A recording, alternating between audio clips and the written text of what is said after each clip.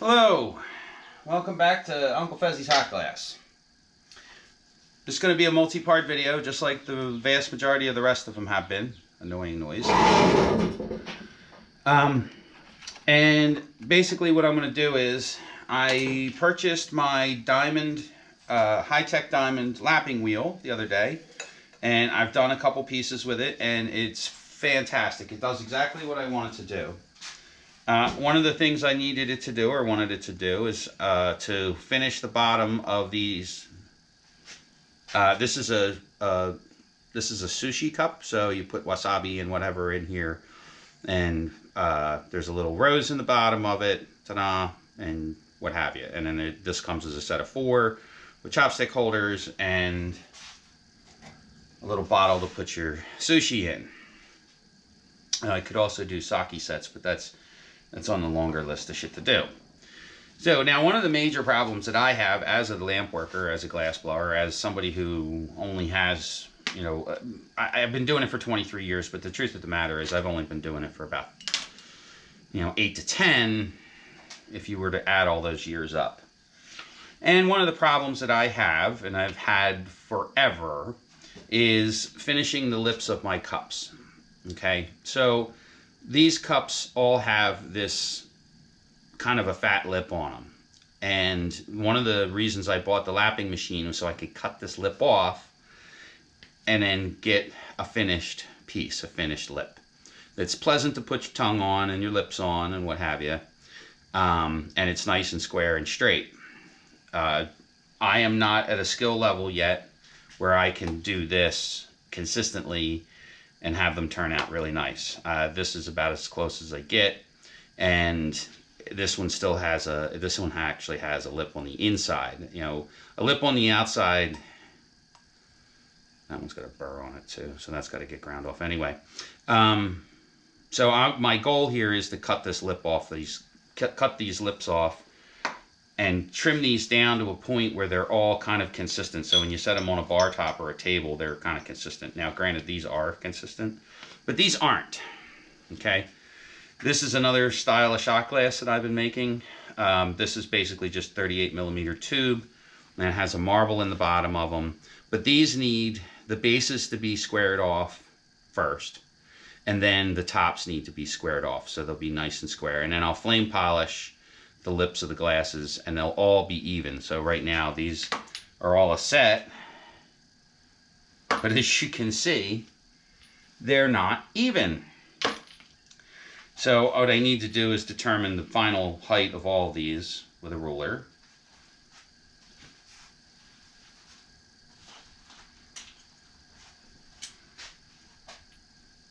All right, something pretty close. This one is going to be the determining factor because this is the shortest one. So we can mark these at, it's 3 1/8. And the other thing is, I never actually measured the amount of fluid that goes in these. And quite frankly, I don't care. I'm not selling these to bars. And if you're a bartender, the bars have pouring tops. The pours are measured out of the top. So I have a lot of these that are not sellable as drinkware. Now I get weird ones like this that aren't going to be drinkware. They're going to be, these are going to be candles. I'm going to pour candles into them. Ta-da, candle. I could grind this top down on this, but the problem with this one in particular is it's got dots on it, and those dots are not fully melted in, intentionally not fully melted in. And when I cut the top off of it, when I pulled the top off, this is the top, it didn't tear evenly. So that's just going to be a candle. All right. Now, the bigger issue is my large drinking glasses. So this is a drinking glass, believe it or not. It just hasn't made its way all the way to a drinking glass. So what I need to do is I need to cut this top off of here. I'm going to do that with my diamond saw. I'm going to cut the top off, measure it up to a certain distance, and then use this grinder I bought to fix it. These sit really nice, so I'm not worried about that. The bottoms don't need to be done on those, but the bottoms do need to be done like on, well, not a bad example. But this one, the bottom needs to be ground too. So, how do I go about doing that? Well, pretty simple, really. I'm going to do this one. I am going to do the whole process from start to finish. But quite frankly, I have all of these here in front of me that have to be ground. And changing the disc out every single time, like changing the disc out 6 times to just do one glass, I'm not going to do that because, believe it or not, the vast majority of the videos I shoot are things that I'm doing. This isn't the magic of TV where I'm, you know, I can edit 50,000 things. I'm going to do it that way. But the truth of the matter is, I'm going to probably have to break the video into multiple videos because I want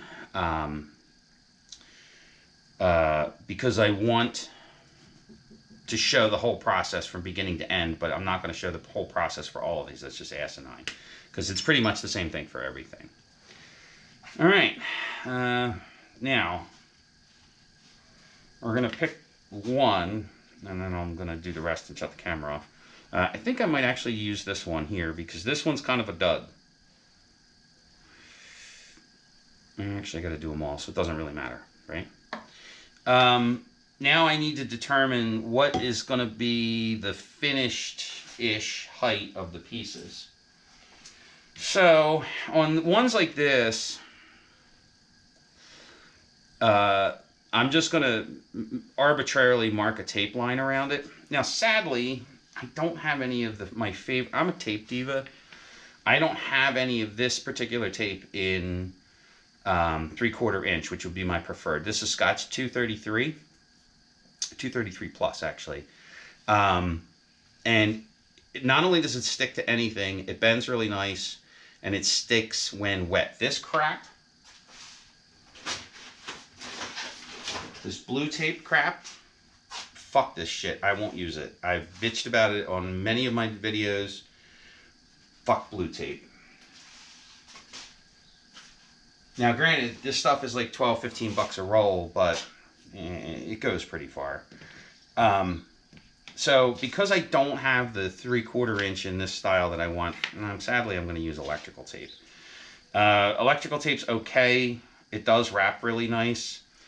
So, using the electrical tape for my initial masking point or stopping point isn't really, it's actually ideal.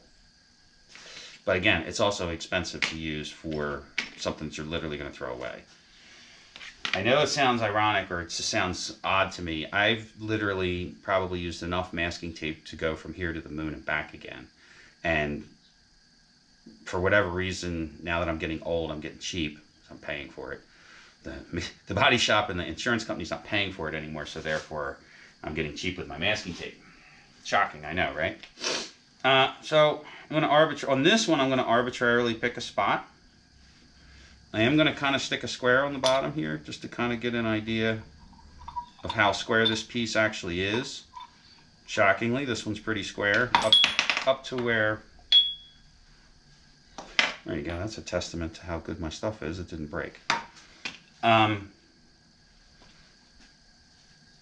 Arbitrarily pick a spot here on the lip where I'm going to slam a line. So one of the things I'm doing is feeling the inside to make sure that the inside is relatively even on the inside. If the piece isn't even on the inside, grinding the lip off is not going to help. As a matter of fact, if anything, it's just going to make it worse. So those pieces, those get turned into candles.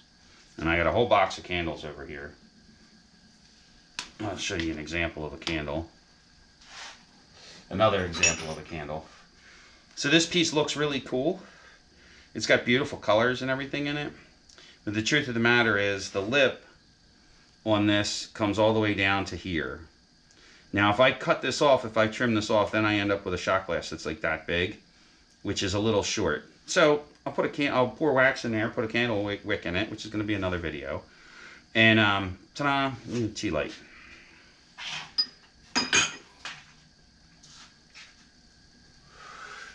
All right. So now I have a pretty decent line here. We're going to ignore that little piece right there. That's not an issue. But I have a pretty decent line. Just going to eye it up. Yeah, it looks pretty good. Take some 2-inch tape. Yes, why am I taping the whole thing off? Well, honestly, I'm taping the whole thing off because I got butter fingers. And if I drop this thing while I'm using it, while I'm trying to grind the lip off of it, two things are going to happen. One is it's going to spin around on the grinding disc and whack the piss out of the outside of it, damaging it to a point where it's not usable, or I'll have to polish those scratches out, and I don't want to do that. The other thing is it's glass. This stuff is glass. It is borosilicate glass. It is really strong, but the truth of the matter is it does break, and it can break for any reason, especially when you're cold working it. So it's better to have this all taped up, so if it does crack, if it does break, I don't end up with a big handful of glass shards in my hand.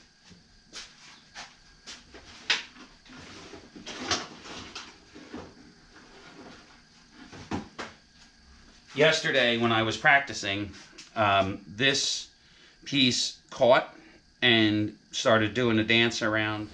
Okay, here we are outside. This is a project that needs to, well, for me, needs to be done outside because A, I don't have any room in my shop anymore, and B, more importantly, this thing flings glass all over the place. You can hear my ducks here in the background. So the Hitech grinder, or Hitech diamond lapping wheel, came with this really cute plastic apron, which I didn't wear yesterday because I was just kind of messing with it. So if you're a great big fat guy like me, these aren't long enough, so I have to use a clip because great big fat guy. Which is not a big deal. It is what it is. I did not wear the apron yesterday, but after seeing all the glass that flies off of this thing, probably a good idea to wear an apron.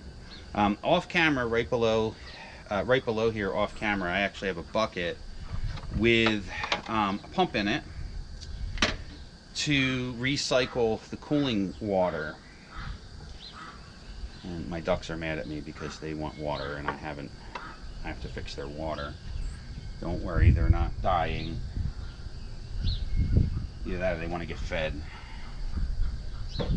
And they'll get fed, don't worry, ducks get fed.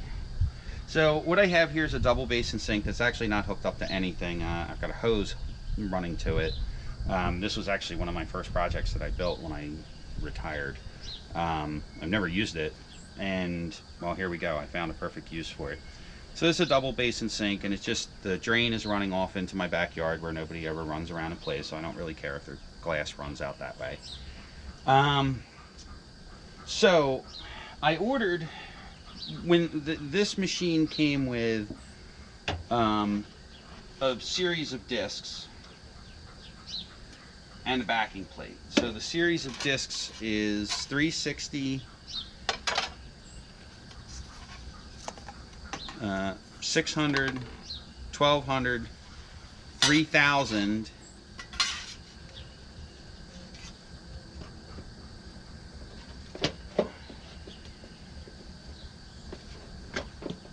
and this 2 of these acrylic backing plates and a polishing wheel.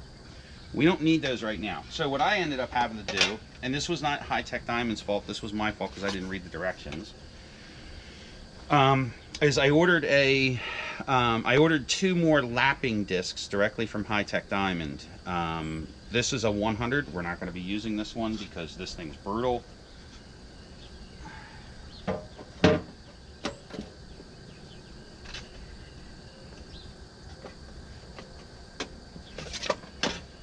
But we are going to use the 180. Now, this came with an extra bushing, which you don't need when you're using the lapping discs. You can just drop the lapping disc right on there, and you don't need that bushing.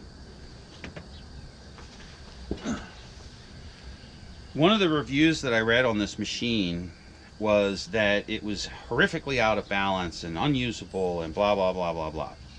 Well, I'm not going to say I don't necessarily agree with that. Um, Anytime you have some kind of rotational force, especially something that's kind of small like this, uh, and it's relatively inexpensive, you're going to get some wobble. This is at its lowest speed, and it does get, occasionally it'll get up to a weird harmonic, and it might start to wobble. There it goes. Now you can power through it, or you can go slower. You just don't use it at that speed. These are not precision balanced crankshafts on a $100,000 Bugatti. You know, this is a $400 lapping wheel. So, another thing with this, because I can't see for shit, I have to wear safety glasses. And as a matter of fact, I would probably recommend wearing safety glasses no matter what, because this thing flings crap everywhere. So this is the kind of the spray guard here. I'm going to flop that spray guard on. I'm going to plug my pump in.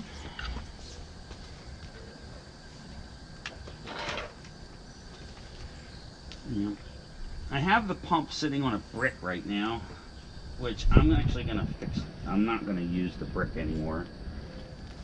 I'm going to use a hook and hang the pump. I'm going to hang the pump off the bucket, because I don't want the pump at the bottom of the bucket.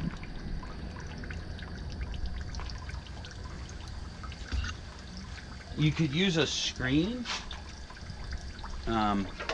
You could use a screen for this, or for that.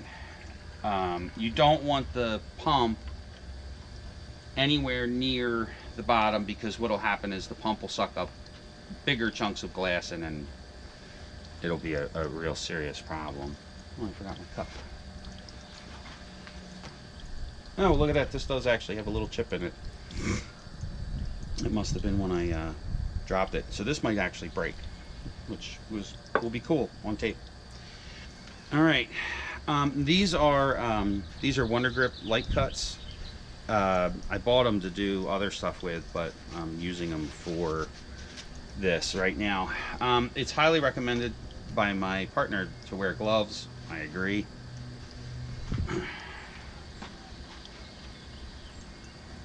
I agree, wearing gloves is probably a really, really, really good idea. I would wear gloves. Especially if you're a novice like myself. The other thing I might do, hell with it. Doesn't kill you, only makes you stronger. I was going to move my coffee cup. Because using these coarser grit coarser grit wheels, this has a tendency to fling a lot of glass. That's why I'm wearing the vest, or wearing the apron. It's not to keep the water off of me, it's to keep the broken glass. So let's give it a shot here.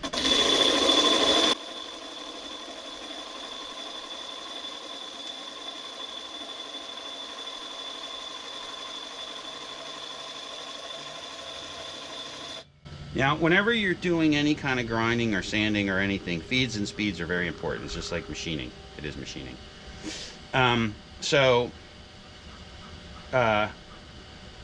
You kind of have to fiddle with it to get the idea of what you're doing. So I'm going to actually cut this lip off here first.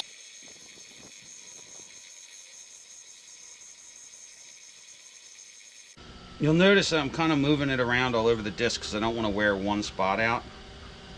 But as you can see with that 180, it cut that disc down. It cut that down pretty good. The ducks are hilarious. They're so angry. They hear me talking and they want me to come over and pay attention to them. They'll get their attention paid. Ralph will come out and bark in a minute.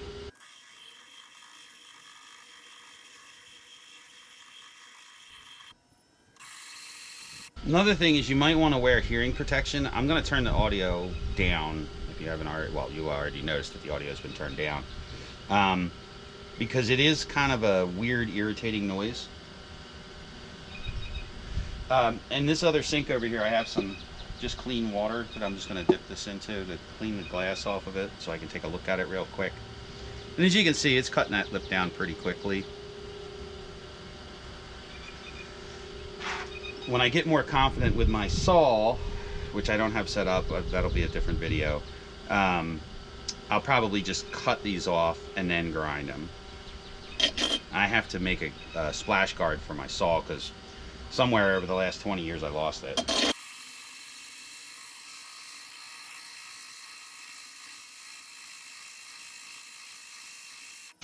And quite frankly, now that I'm into this piece, I kind of wish I had put the 100 grit on, but that's okay. We only have a little bit more to go, about a 1/16 of an inch. So, you know, we're just going to take it off with the 180.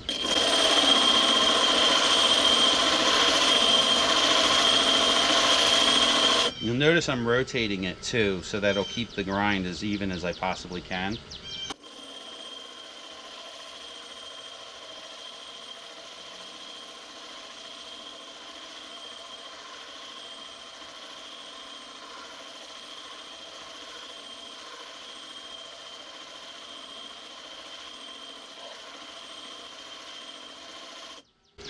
Yeah, that just caught a little bit, and you can see it took some chips out of it, so I'm going to do this again.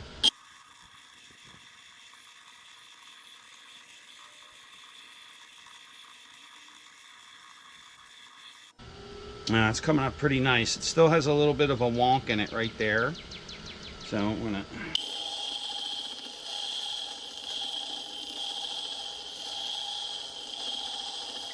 And I don't know if you can see or notice on camera, I'm actually using the lip here of the splash guard as a guide for my angle.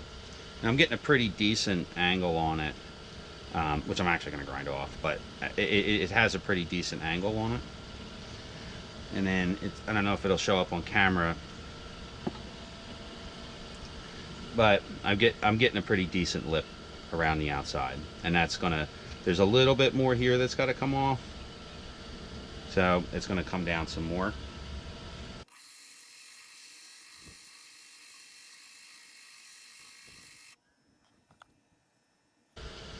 All right, so I'm really happy with this with a 180 cut on it right now. You notice I left a lot of space here. There's probably a 1/4 of an inch. That 1/4 of an inch is what's going to be the rest that I take off with the higher grade discs. Alright, so I'm going to run through the rest of my cups, and then we'll come back to this one in a minute. Okay, we're back. Several hours later. Oop, turned it the wrong way. I wonder why I can't feel my fingertips. Okay, so... turn that down, turn that off. We're going to pop this thing off here. This is 180 grit. Which leaves pretty significant marks in the glass. That's unacceptable, obviously. So the next thing we're going to do is we're going to switch out the lapping plate here. Now I've got a sink full of water over here to rinse this off with. Just kind of want to give it a little rinse before I put it away. Don't know why. They were right where I thought they were. So they give you these little bushings that goes in to here. You need to use the bushings because if you don't, it'll be off balance. So this is 360 grit.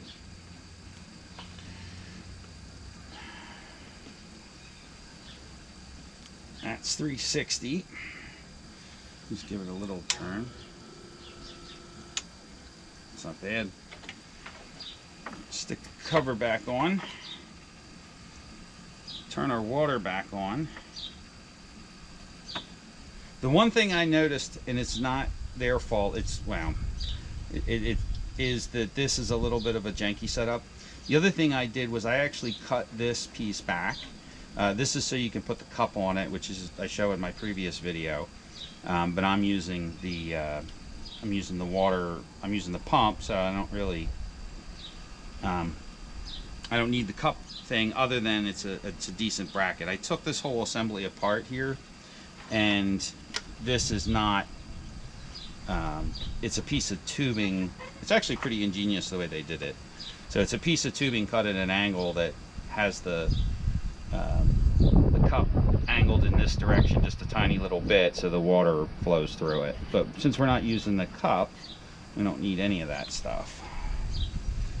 Also, these screws are adjustable to raise and lower the splash yield. I have it raised up as far as I can, so it catches the vast majority of the sling off. Speaking of sling off,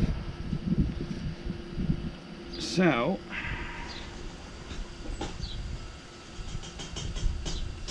yeah, see, this is a little bit not great, but I'm not going to fix it just yet because, quite frankly, it works fine. So this is my test pattern, my test piece here. You can see I'm well above the tape line.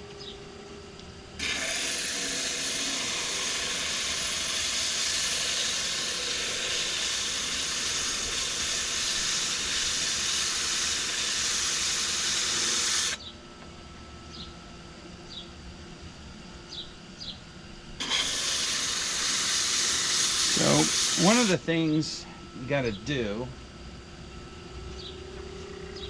is get a towel.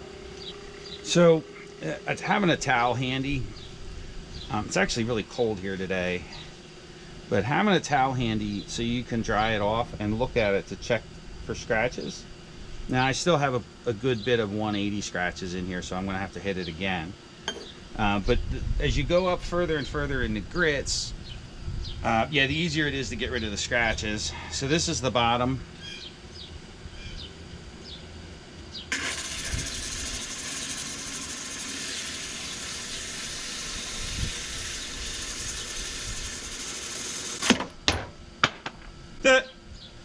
Well, there you go.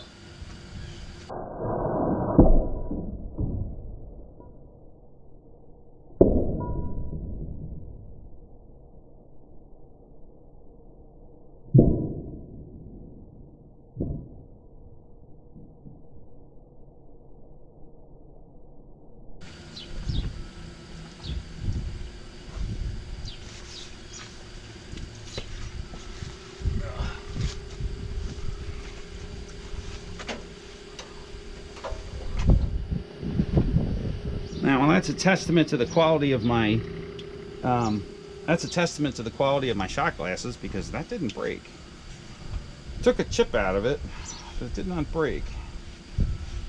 It took a hell of a chip out of it. Took that chunk right out of the edge, but we can get rid of that. And it ran up the side a little. That's okay too. We can fix that.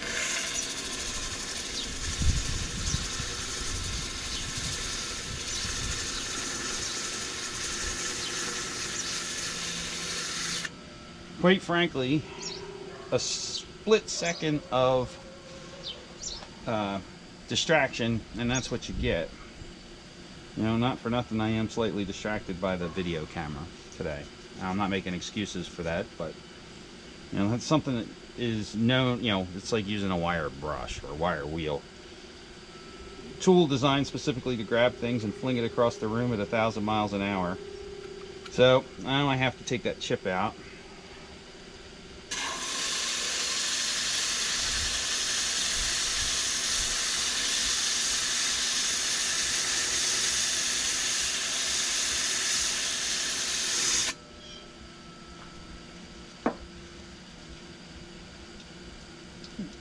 It's getting there. My safety glasses. Now, thankfully, that wasn't something expensive.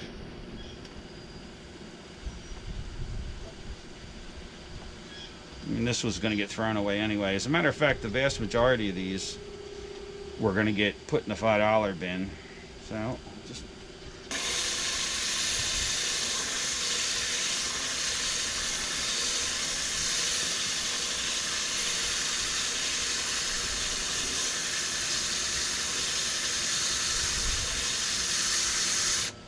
So after my little faux pas there, I'm holding on to it a little bit more, and I'm yammering a little bit less. So there you go. Took that chip right out. Now there is still some chipping along the inside edge here, and that's, I got to figure out how to fix that. I have been using this little diamond file. I have this little diamond file here that I'm using to deburr with.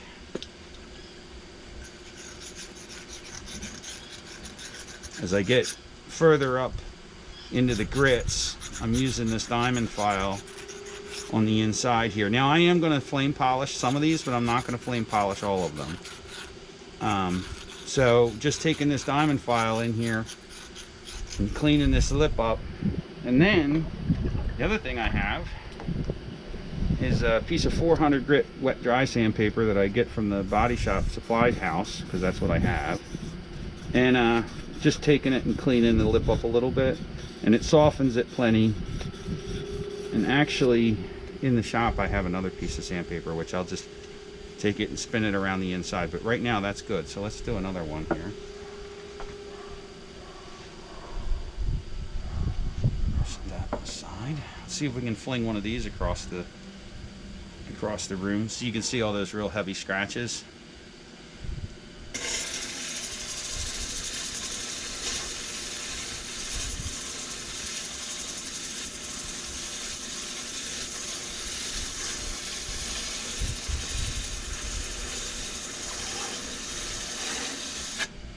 Part of the reason I have these taped up is in case it does get caught and spins around, it doesn't mess it up. I'm getting a little bit, you know, I have an interesting advantage here because I am well versed in sand scratches.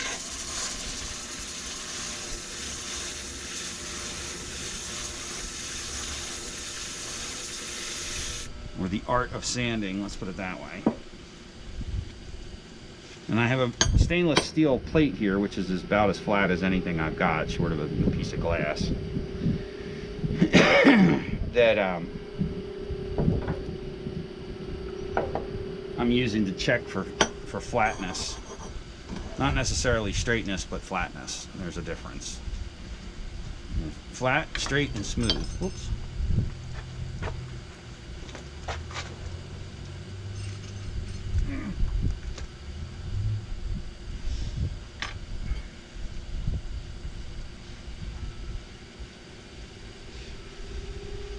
Eventually I'll get an air hose out here to blow these off.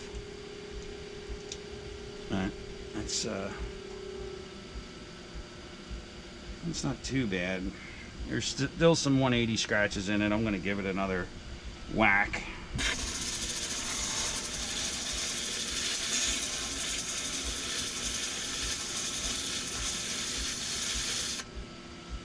Take a look at that one. Do this side.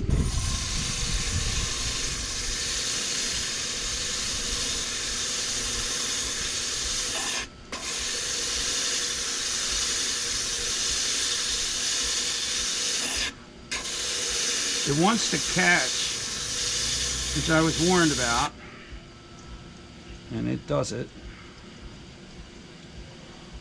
Does it for sure. Now these edges are pretty sharp. They have a little bit of a rough burr on them, but they're sharp and they're going to have to be fixed.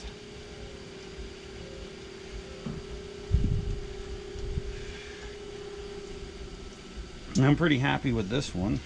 Right off the bat here.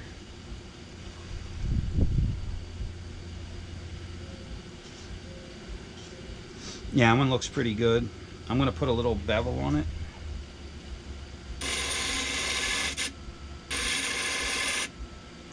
Just a little bit to deburr it. That's it on the outside. And the inside I can just do with the file here, which is a half round file. Just really careful trying not to scratch the inside, but that takes that burr off of there, and then I could just take a piece of 400 grit sandpaper on the end of my finger and just clean that up, and then when I'm finished I use a piece of 1200 and it's smooth as it'll ever be. The next option for that process is to use I have another grinder which I might employ for this project.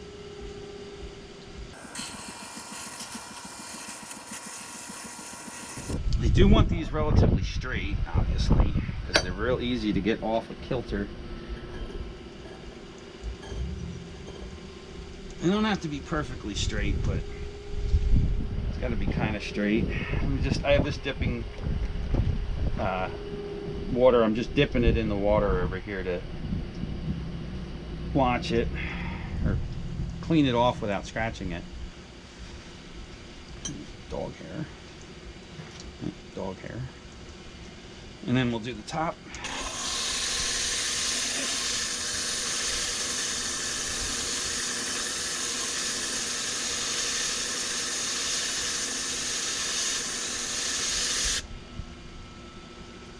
So as I've gotten, you know, this is only the third or fourth time I've actually used the tool, but like I said, because I'm a sanding expert, and sanding is an art, it doesn't take long to be able to see through the water, and you can see the scratches if you know what you're doing.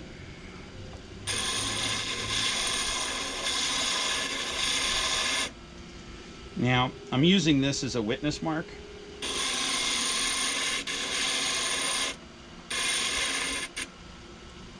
And puts a nice little bevel on it. I'm pretty happy with that too.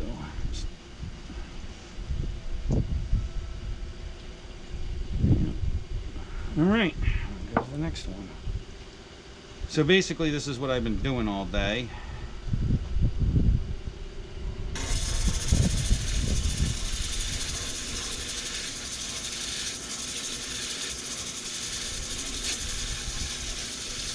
You see, why are my shot glasses so expensive? Well, because it takes this much time to finish them.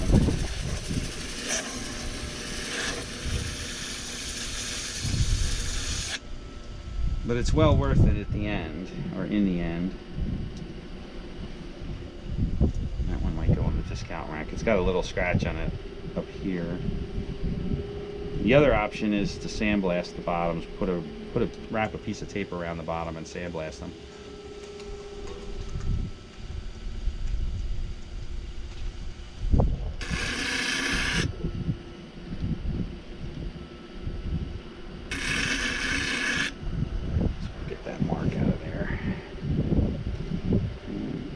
Like I did.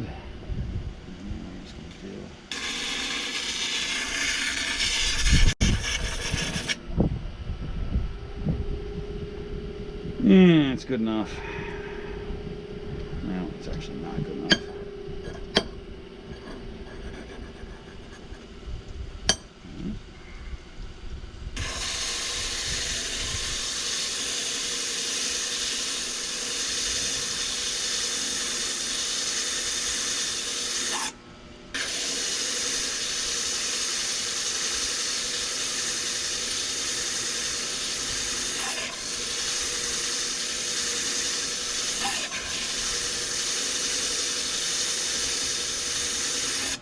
Every time a piece catches, I have to fix it. So when you catch it, it's not a good thing, because it puts a weird bevel on the inside, on the outside where it catches. I want to put the bevel in there myself.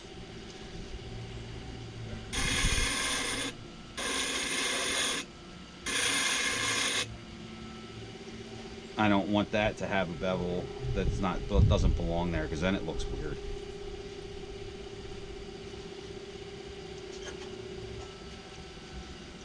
Never in a million years thought I was going to be cold working like this, but it really is the only way for me to do it practically, to do the products that I want to get done.